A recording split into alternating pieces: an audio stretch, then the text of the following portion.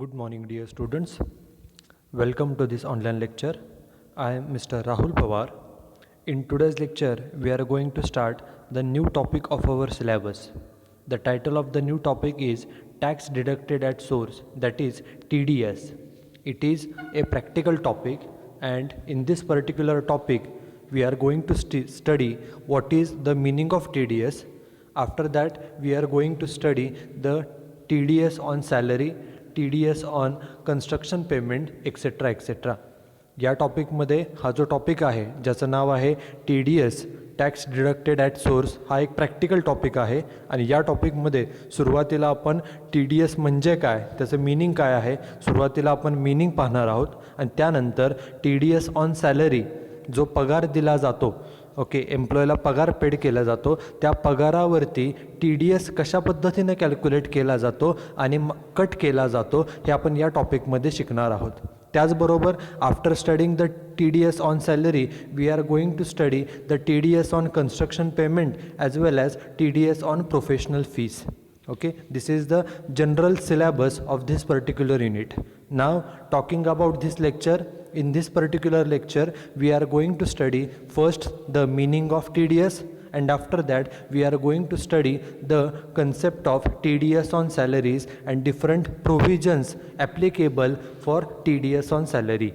आजच्या या लेक्चरमध्ये आपण सुरुवातीला TDSचं मीनिंग काय आहे, TDS म्हणजे काय हे सुरुवातीला पाहणार आहोत. आणि त्यानंतर TDS ऑन सॅलरी, पगारावरती TDS कशा पद्धतीने कॅल्क्युलेट केला जातो, त्यासाठी इन्कम टॅक्समध्ये कोणकोणत्या प्रोव्हिजन्स आहेत हे आपण या लेक्चरमध्ये पाहणार आहोत. So let start with the concept of TDS. The title of the topic is tax deducted at source, that is TDS. First we will see what is the meaning of TDS. सुरुवातीला TDS म्हणजे काय हे आपण पाहणार आहोत. जो शब्द आहे बघा, टॅक्स डिडक्टेड, टॅक्स डिडक्ट करणे, वजा करणे, डिडक्ट करणे म्हणजे वजा करणे.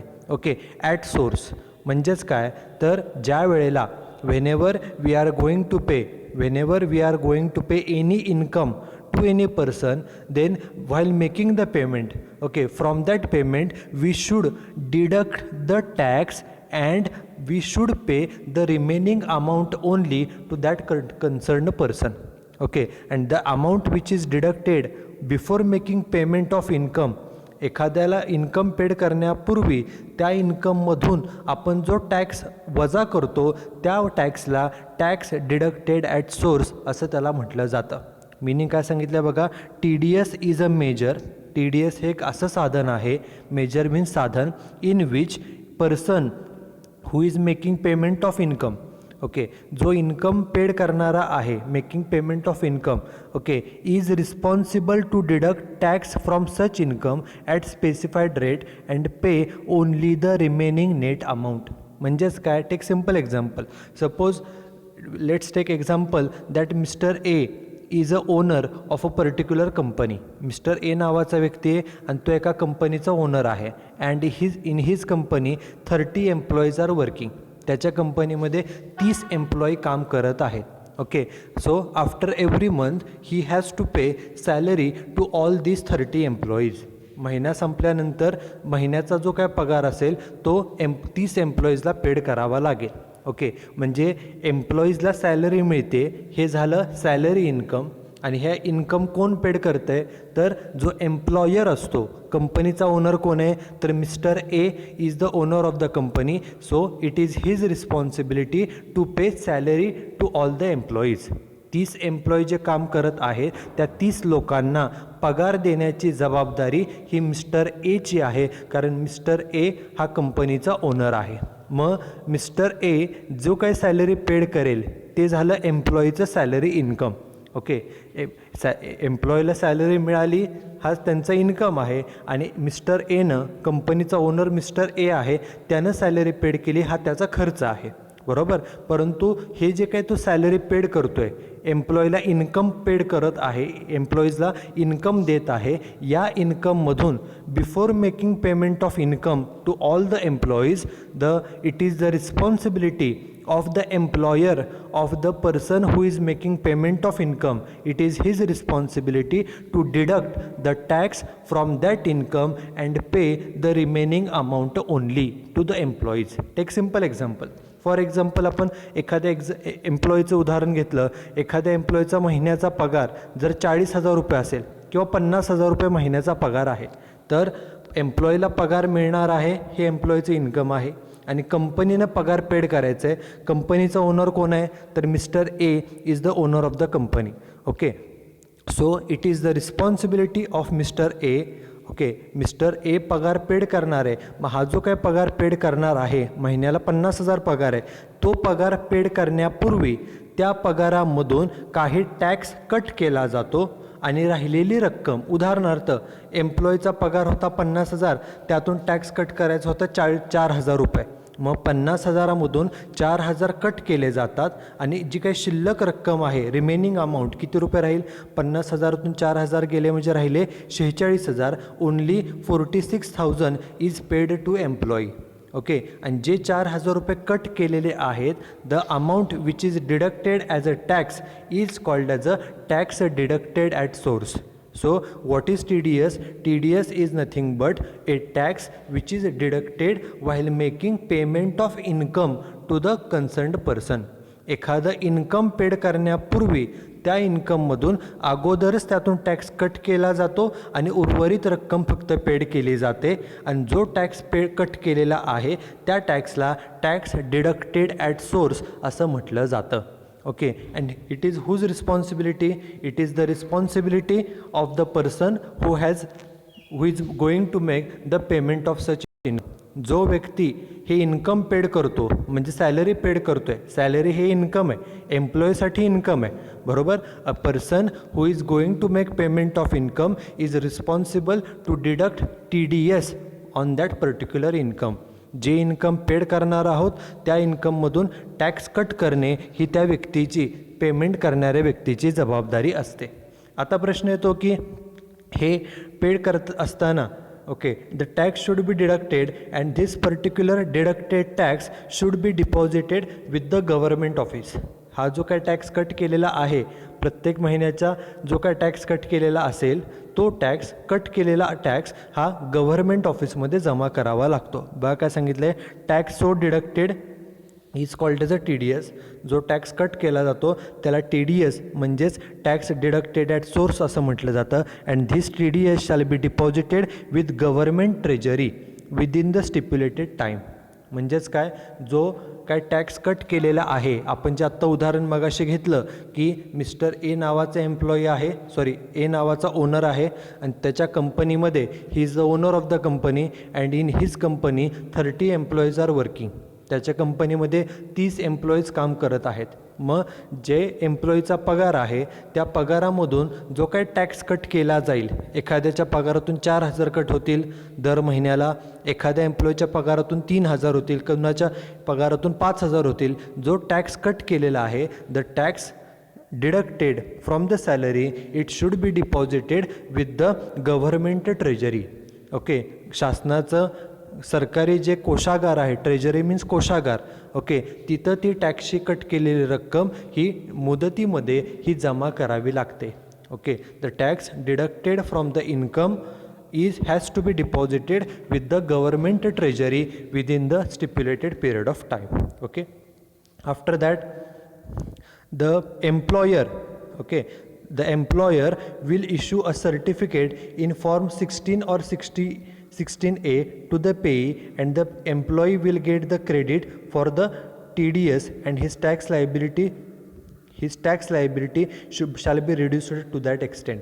फॉर एक्झाम्पल, याचा अर्थ काय बघा, द एम्प्लॉयर, काय सांगितलं पुन्हा एकदा वाचा, the employer will issue a certificate. एम्प्लॉयरने जो काय पगार कट केलेला आहे, उदाहरणार्थ दर महिन्याला सपोज 4,000 कट केले उदाहरणार्थ, तर महिन्याला 4,000, अशा वर्षभरामध्ये 4,000 रुपये पर मंथ गुणिले 12 महिने म्हणजे 48,000 रुपये कट केलेले आहेत. एकूण किती रुपये कट केले याचं सर्टिफिकेट एम्प्लॉयर आपल्या एम्प्लॉईला, आपल्या कर्मचाऱ्याला देतो इन फॉर्म 16 और 16A. हे कुणाला दिलं जातं, एम्प्लॉईला. आणि हे मिळाल्यामुळे त्या सर्टिफिकेटच्या आधारे the employee will get the credit for the TDS. TDSसाठी त्याला क्रेडिट मिळेल, सूट मिळेल, कारण त्यानं ऑलरेडी टॅक्स पेड केलेला आहे. And his tax liability shall be reduced to that extent. ह्याचा अर्थ काय बघा, आपण उदाहरण पाहिलं की दर महिन्याला 4,000 रुपये टॅक्स कट केला म्हणजे वर्षभरामध्ये 4,000 रुपये महिना म्हणजे वर्षभराचा टॅक्स किती कट केला आहे, 48,000 रुपये टॅक्स कट केलेला आहे, बरोबर. आणि सपोज वर्षाच्या शेवटी आपण टॅक्स कॅल्क्युलेशन केलं आपल्या इन्कमप्रमाणे आणि आपला टॅक्स जर सपोज 60,000 रुपये असेल वर्षाचा टॅक्स, आपलं टॅक्स लायबिलिटी किती आहे, our tax liability is ₹60,000. Okay, मग ही जी टॅक्स लायबिलिटी आहे याच्यामधून जो आपण ऑलरेडी टॅक्स पेड केलेला आहे आपल्या पगारातून कट झालेलं किती 48,000 तेवढे मायनस केले जातात आणि राहिलेला टॅक्स राहिला किती फक्त पेड करायचा आता 12,000. फक्त आपण 12,000च पेड करायचे असतात. म्हणजेच काय, आपल्या पगारातून आपल्यातून आपण जो TDS पेड केलेला आहे त्याचं आपल्याला नंतर क्रेडिट मिळतं, बेनिफिट मिळतो आणि आपला जो काही टॅक्स लायबिलिटी आहे एकूण 60,000 त्यातून टॅक्स ऑलरेडी पेड केलेला मायनस केला जातो आणि जर काय रक्कम राहिली बॅलन्स अमाऊंट असेल तर तेवढाच फक्त आपल्याला टॅक्स हा पेड करावा लागतो. ओके, आणि हे जे TDS आहे हे दर महिन्याला किंवा इन्कममधून का कट केला जातो त्याला रिझन आहे बघा. These TDS provisions are made for quick realisation of tax. म्हणजेच काय, जो टॅक्स आहे TDSचे प्रोव्हिजन्स, TDSचे नियम कशासाठी केलेले आहेत तर जो टॅक्स आहे तो वेळेमध्ये क्विकली मिळावा. शेवटी government has to spend crores of rupees on the people for various facilities for various services. Okay, so the tax is the main source of the government's revenue. गव्हर्मेंटला जो काय रेव्हेन्यू मिळतो, जो काही इन्कम मिळतं त्यापैकी टॅक्स हा सर्वात महत्त्वाचा आणि सर्वात मोठा सोर्स आहे. मग हा जो काय टॅक्स आहे तो लवकरात लवकर गव्हर्मेंटला मिळावा या उद्देशानंच हे TDSच्या प्रोव्हिजन्स केलेल्या आहेत.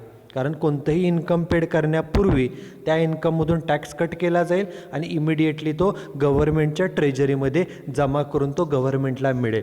ओके, सो TDS प्रोव्हिजनचा उद्देश काय आहे, एक उद्देश म्हणजे quick realisation of tax, tax लवकरात लवकर मिळावा हा एक.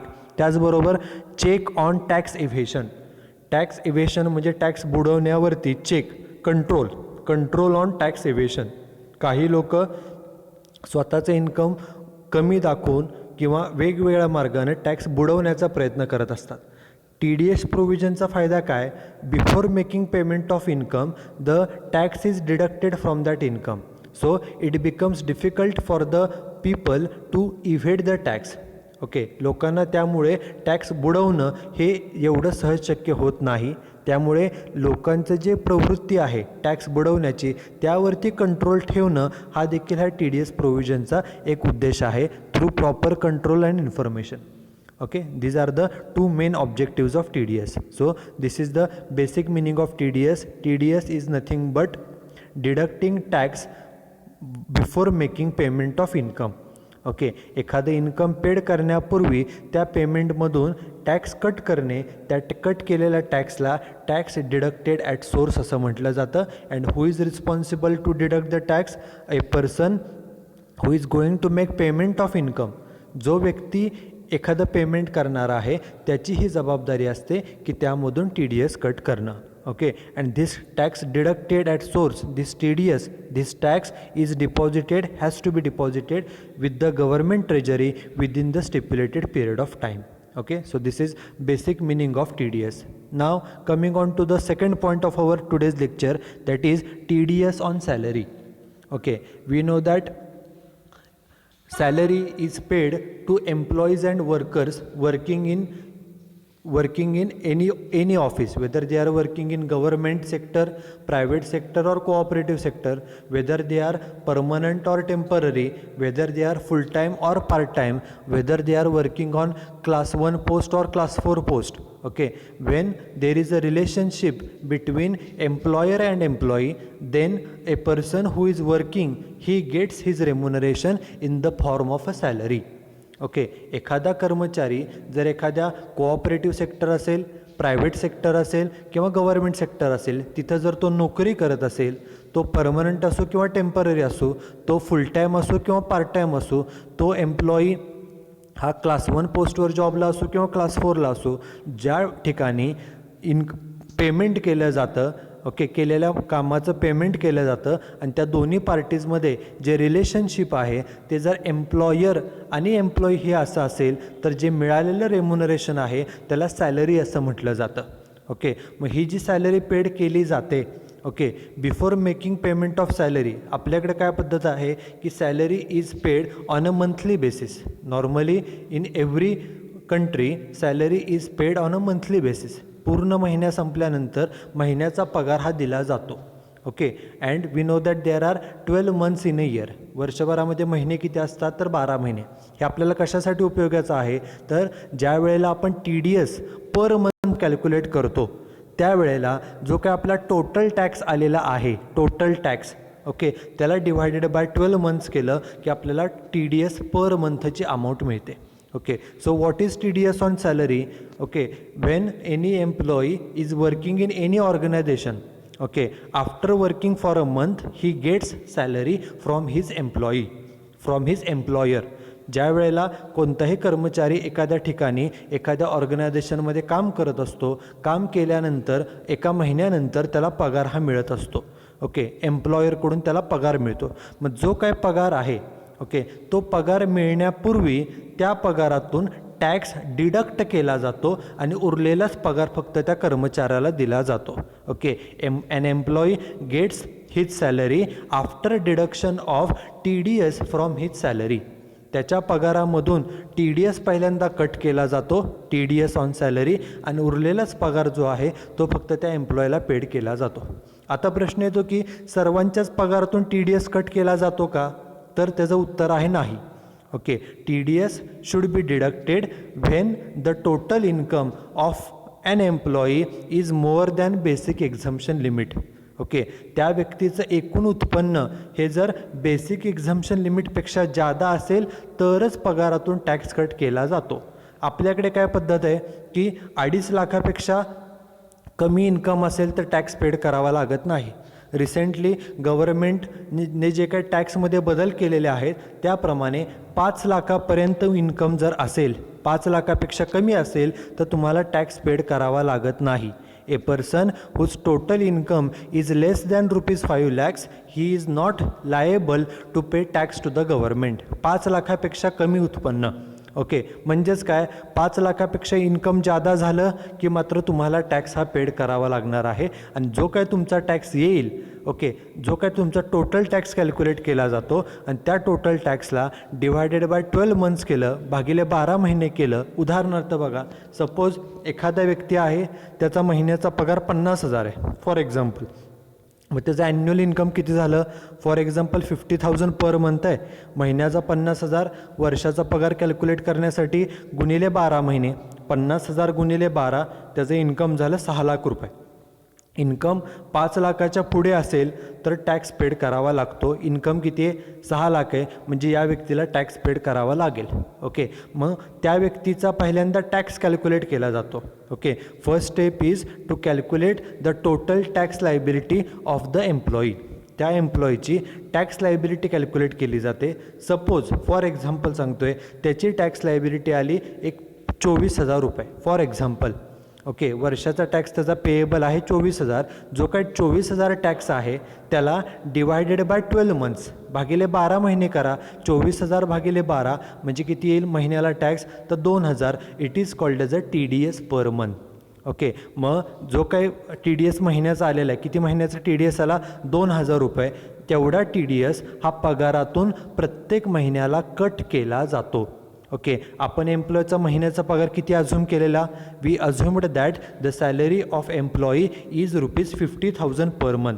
आपण असं अझम्पशन केलं होतं की त्या एम्प्लॉईचा महिन्याचा पगार 50,000 आहे आणि त्यामधून दर महिन्याला 2,000 टॅक्स कट होईल. 50,000तून 2,000 गेले, remaining amount is 48,000. This 48,000 will be paid to employee. जे काय 48,000 रुपये रक्कम आहे तेवढीच फक्त एम्प्लॉईला पेड केली जाते. 2,000 जे कट केलेले आहेत टॅक्स म्हणून, this deducted amount as tax is called as a TDS, is called as a tax deducted at source. Okay, so before making payment of salary of ₹50,000, एम्प्लॉईचा पगार 50,000 होता आहे, पण त्या 50,000 पगाराचं पेमेंट करण्यापूर्वी त्यामधून पहिल्यांदा हा टॅक्स कट केला आणि उरलेलीच रक्कम फक्त पेड केली जाते. आणि हे जे 2,000 रुपये कट केलेले आहेत टॅक्स, त्याला TDS असं म्हटलं जातं. Okay, and this deducted amount of ₹2,000, okay, it should be deposited with the government treasury within the stipulated period of time. हे जे काय टॅक्स म्हणून आपण रक्कम कट केलेली आहे 2,000 रुपये महिन्याची, ती रक्कम गव्हर्नमेंटच्या ट्रेजरीमध्ये कोषागार विभागामध्ये दिलेल्या मुदतीमध्ये जमा करावी लागते. Okay, and most importantly the provisions relating to TDS on salary are given in section 192 of Income Tax Act.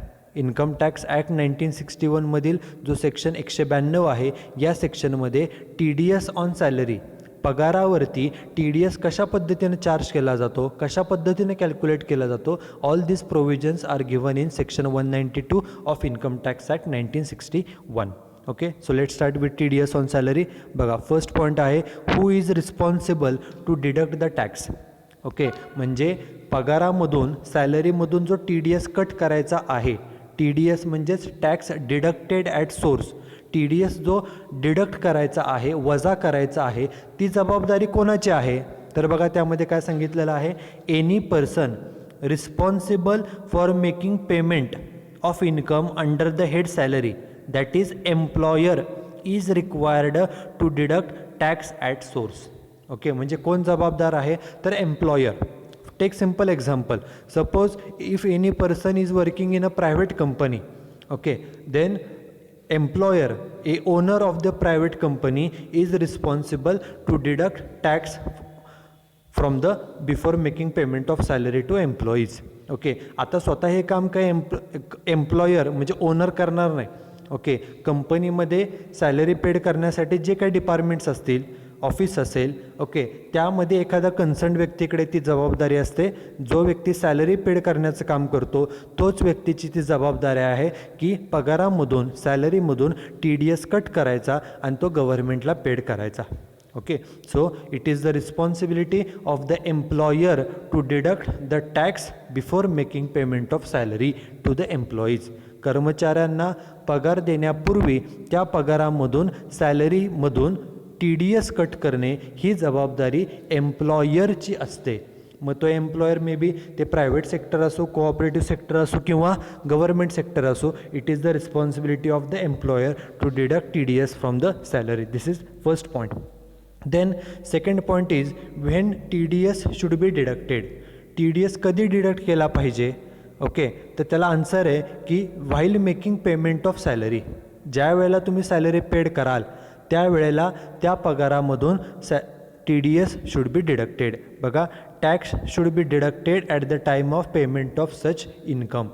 ज्या वेळेला आपण ही सॅलरी पेड करू त्यावेळेला त्या पगारामधून हा TDS जो आहे तो कट केला पाहिजे.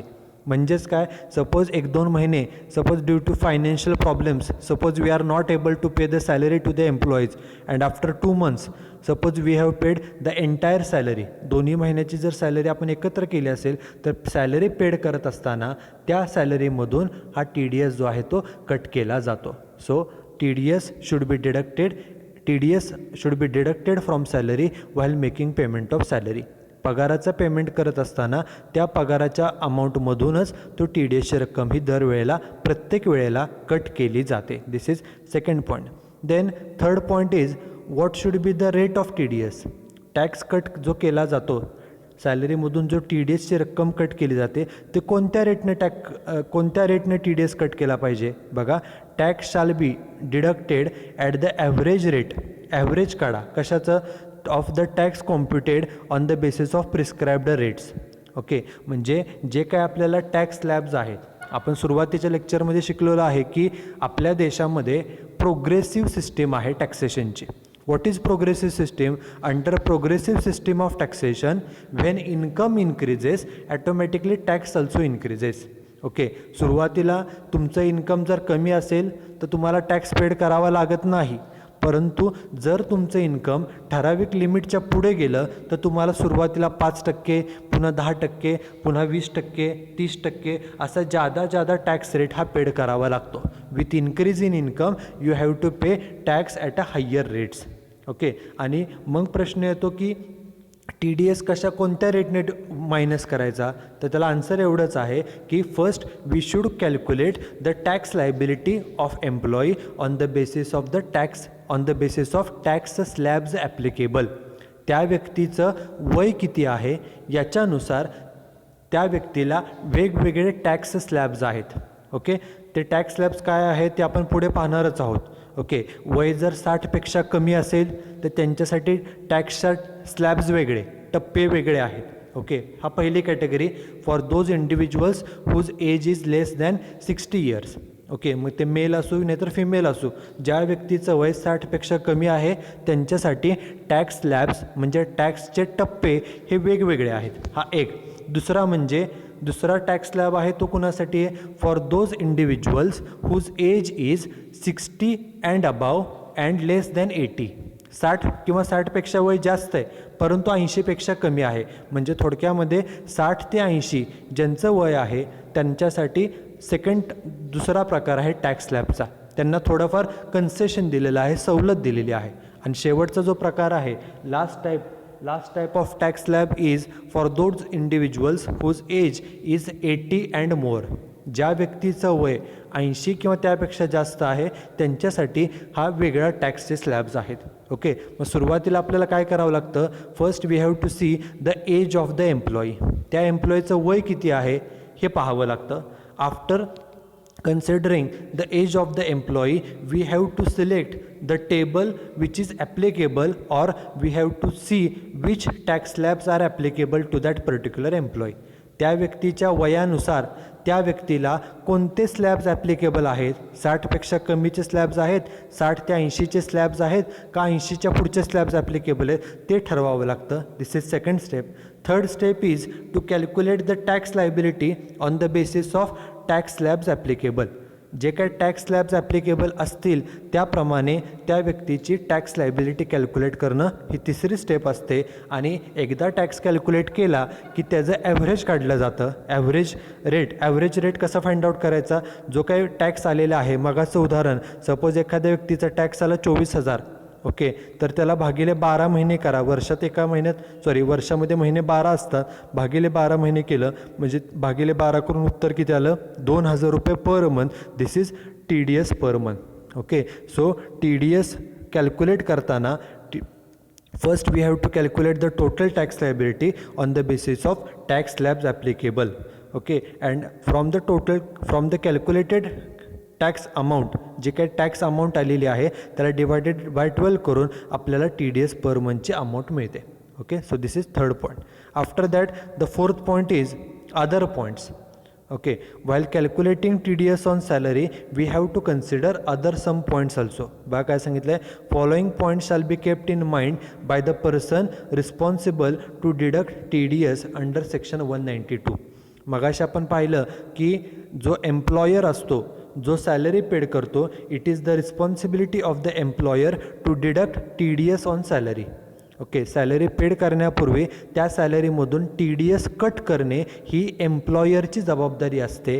And while deducting the TDS these following points should be considered by the employer before deducting the TDS. TDS वजा करण्यापूर्वी आपल्याला त्या एम्प्लॉयरने ह्या काही गोष्टी ह्या त्याला लक्षात ठेवाव्या लागतात. पहिली गोष्ट काय बघा, first point is maximum exemption limit.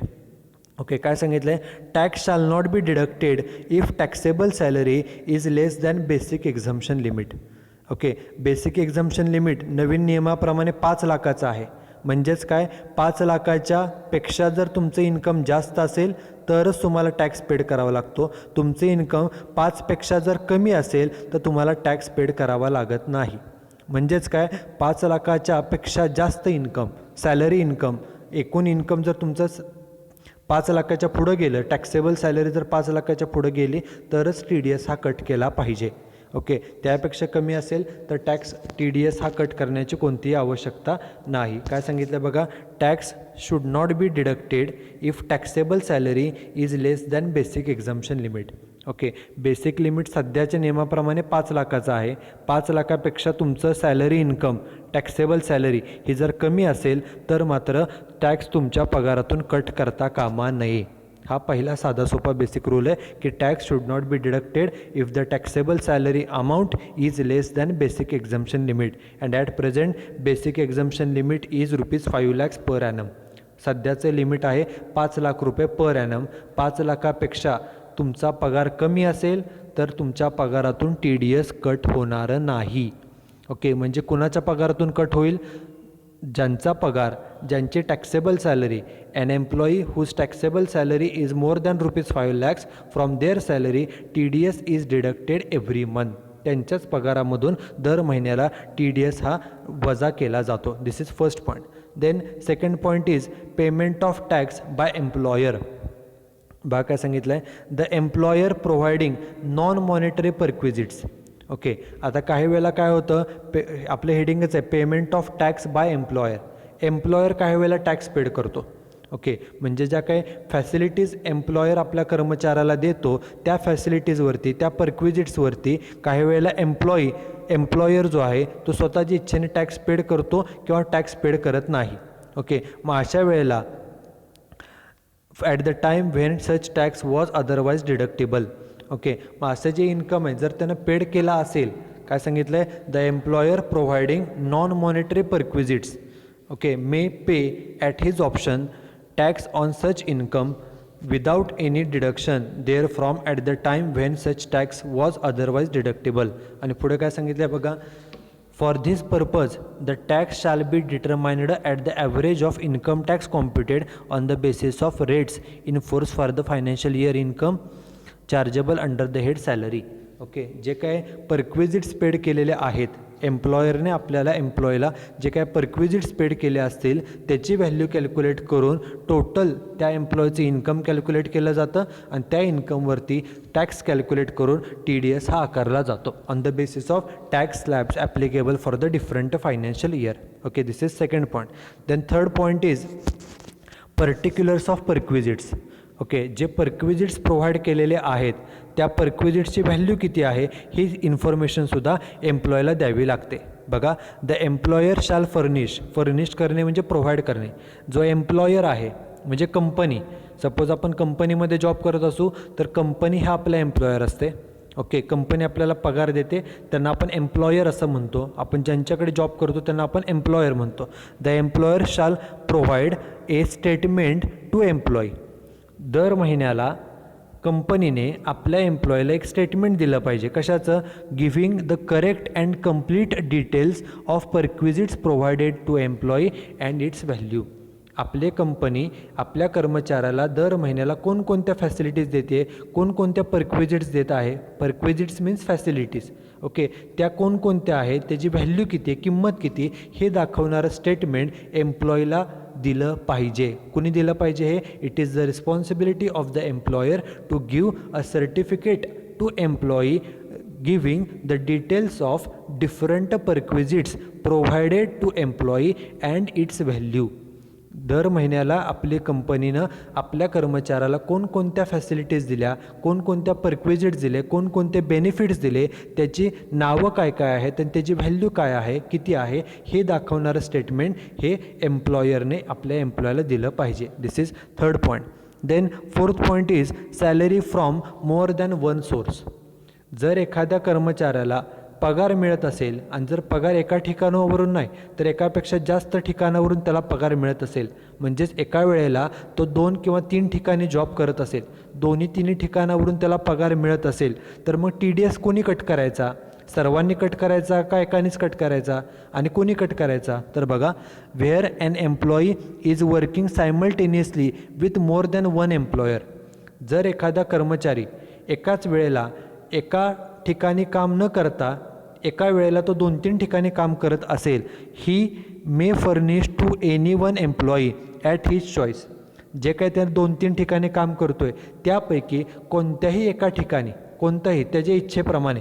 Okay, he should give the details in form number 12B of the income taxable under the head salary due to or received by him from other employers. म्हणजेच काय, for example एखादा कर्मचारी 3 ठिकाणी काम करतो आहे, ABC ह्या 3 ठिकाणी. ओके, तिन्ही ठिकाणावरून त्याला पगार मिळत आहे. मग आता त्याच्या पगारामधून TDS तर कट करायचा आहे. मग कुठून TDS कट केला जातो, तर एम्प्लॉई कर्मचारी जो आहे त्यानं हे ठरवायचं की कोणत्या पगारातून TDS कट केला पाहिजे. Suppose if he decides that TDS should be deducted from the salary which is received from B. तो B नावाच्या कंपनीत जिथं काम करत आहे तिथून त्याचा TDS कट केला पाहिजे. जर असं त्याला वाटत असेल तर त्यानं काय केलं पाहिजे, त्याला B कडून जो काही इन्कम मिळतो आहे सॅलरी इन्कम तो इथं माहिती आहे, परंतु जे त्याचे अदर इन्कम्स आहेत, Aमधून मिळणारं सॅलरी इन्कम आणि C कंपनीतून मिळणारे इन्कम, याची सर्व माहिती ही B ज्या ठिकाणी त्यानं इच्छा आहे त्या ठिकाणी तिनं ती इन्फॉर्मेशन प्रोव्हाइड केली पाहिजे. A लिमिटेडमध्ये पण तो काम करतो आहे, B लिमिटेडमध्ये पण काम करतो आहे, C लिमिटेडमध्ये पण काम करतो आहे. आणि जर त्याला असं वाटलं की B लिमिटेडकडून जो पगार मिळतो आहे त्यातून TDS कट करावा, तर त्यानं काय केलं पाहिजे, बाकीचे जे काही त्याचं सॅलरी इन्कम आहे, A लिमिटेडकडून मिळणारा पगार आणि C लिमिटेडकडून मिळणारा पगार, याची सर्व माहिती ही त्यानं B कंपनीला, जी दुसरी ज्या कंपनीच्या पगारातून त्याला TDS कट करून हवा आहे त्या कंपनीला ती सर्व इन्फॉर्मेशन दिली पाहिजे. Or received by him from other employer. दुसऱ्या कंपन्यांकडून जग मिळणारा काय पगार असेल त्याची माहिती त्या कंपनीमध्ये दिली पाहिजे. And such employer shall deduct tax on total salary. Okay, आणि टोटल सॅलरी तिन्ही कंपनीमध्ये तो काम करतो आहे तर तिन्ही कंपन्यांचा जो काय त्याचा एकूण पगार असेल त्यानुसारच TDS हा कट केला पाहिजे. Because he is working in more than one company. तो एकापेक्षा जास्त ठिकाणी जर काम करत असेल तर सर्वांचा इन्कम कॅल्क्युलेट करा आणि त्याच्यानुसारच TDS हा कट केला जातो. This is point number 4. Then point number 5 is treatment of other income. काय सांगितलं आहे बघा, as per section 192B, section 192 subsection 2B प्रमाणे, where and assessee who receives any income under the head salary, ज्या व्यक्तीला सॅलरी मिळते आणि त्या व्यक्तीला सॅलरी बरोबर has any additional income under the head income in the same financial year. म्हणजे salary बरोबर त्याला इतर कोणत्या हेडमधून, मग ते बिझनेस प्रोफेशन असो, कॅपिटल गेन असो, नाही तर अदर सोर्स असो किंवा हाऊस प्रॉपर्टी असो, यातून जर सॅलरी तर मिळतेच आहे पण त्याचबरोबर इतर मार्गाने देखील जर त्याला इन्कम मिळत असेल तर he should furnish to employer the particulars in plain paper on such other income. म्हणजे सॅलरीचं इन्कम त्याला मिळतंच आहे, प्लस त्याला अजून कोणकोणती इन्कम मिळत आहे याची माहिती त्या एम्प्लॉईने एका प्लेन पेपरवरती ही कुणाला प्रोव्हाइड केली पाहिजे, टू द एम्प्लॉयर. आणि tax deducted on such other income, आणि त्याप्रमाणे टॅक्सचं कॅल्क्युलेशन पण केलं पाहिजे आणि TDS हा पेड केला पाहिजे. ओके, किंवा हे जे काही इन्कम्स आहेत त्यातून काय टॅक्स TDS वजा केला आहे का, सॅलरी इन्कम मिळते त्याचबरोबर बाकीचे कोणकोणती इन्कम्स आहेत ते पण माहिती द्यावी आणि ह्या इन्कमवर कोणता TDS कट केला आहे का ही सर्व माहिती ही एम्प्लॉयरला द्यावी लागते आणि ते सर्व कॅल्क्युलेशन करून मगच TDS हा कॅल्क्युलेट करून तो डिडक्ट केला जातो. Okay, this is point number 5. Then last point is evidence of claim. Okay, what is evidence of claim. Evidence of claim म्हणजे काय बघा, the responsible person shall for the purpose of estimating income of assessee or computing tax deductible obtain evidence or proof of particulars for the prescribed claim including set off from the assessee in such form and manner as may be prescribed. म्हणजेच काय बघा की आपल्याला एखाद्या व्यक्तीचं income, तो employee कर्मचारी जर इन्कम जे सांगत आहे, ओके, जो व्यक्ती TDS कट करणार आहे त्या व्यक्तीची ही जबाबदारी आहे. A person who is going to deduct TDS on salary he should see all the evidences before calculating the income of any employee. एखादा एम्प्लॉई सांगतो की माझं हे इन्कम आहे ते इन्कम आहे, तर ते इन्कम कॅल्क्युलेट करत असताना त्या व्यक्तीची जे काही डॉक्युमेंटरी इव्हिडन्सेस आहेत ती तपासून मगच त्याच व्यक्तीचं इन्कम कॅल्क्युलेट केलं पाहिजे आणि TDSसुद्धा कॅल्क्युलेट केला पाहिजे. This is first point. Second point हा आहे की तो व्यक्ती, तो एम्प्लॉई जर काही क्लेम करत असेल, म्हणजे पाठीमागच्या वर्षाचे लॉसेस आहेत किंवा काय आहे त्याचं जर तो सेट ऑफ मागत असेल, त्यातनं ॲडजस्ट करा असं म्हणत असेल, तर त्याचेसुद्धा डॉक्युमेंटरी इव्हिडन्सेस चेक करून नंतरच मग तो इन्कम कॅल्क्युलेट करून टॅक्स हा कॅल्क्युलेट केला पाहिजे. सो इव्हिडन्स ऑफ क्लेम म्हणजे काय, जो एम्प्लॉईचा क्लेम आहे की माझं इन्कम 4 लाख रुपये आहे, माझं इन्कम 8 लाख आहे, किंवा माझा एखादा लॉस आहे, तो लॉस इथं सेट ऑफ केला पाहिजे, ॲडजस्ट केला पाहिजे. तर हे करत असताना the person who is responsible to calculate TDS and deduct TDS he should see all the evidences regarding the claims made by the employee. कर्मचारी जो आहे त्याचे जे काही क्लेम्स आहेत, मागणी आहे, किंवा जो काही तो म्हणणं सांगत आहे, ओपिनियन आहे, त्याशी रिलेटेड क्लेम इव्हिडन्सेस चेक करून मगच टॅक्स कॅल्क्युलेट केला पाहिजे आणि TDSचं सुद्धा कॅल्क्युलेशन हे केलं पाहिजे. Okay, these are the 6 points which the employer should remember while calculating, while deducting the TDS amount. Okay, so in this particular lecture, first we studied the concept of TDS. Okay, what is the meaning of TDS? After that we have seen the concept of TDS on salary. We have seen different points, that is, for example, who is liable to deduct the TDS कोणी cut केला पाहिजे, okay, when it should be deducted, then what should be the rate of TDS, then the different points which should be considered by the person who is going to deduct the TDS cut करताना कोणकोणते points विचारामध्ये घेतले पाहिजे हे आपण पाहिलेलं आहे. Okay, in the next lecture we are going to study the tax slabs applicable for the different individuals. Okay, and accordingly we are going to calculate the tax liability as well as TDS per month. Okay, so that's it with today's lecture. Thank you very much.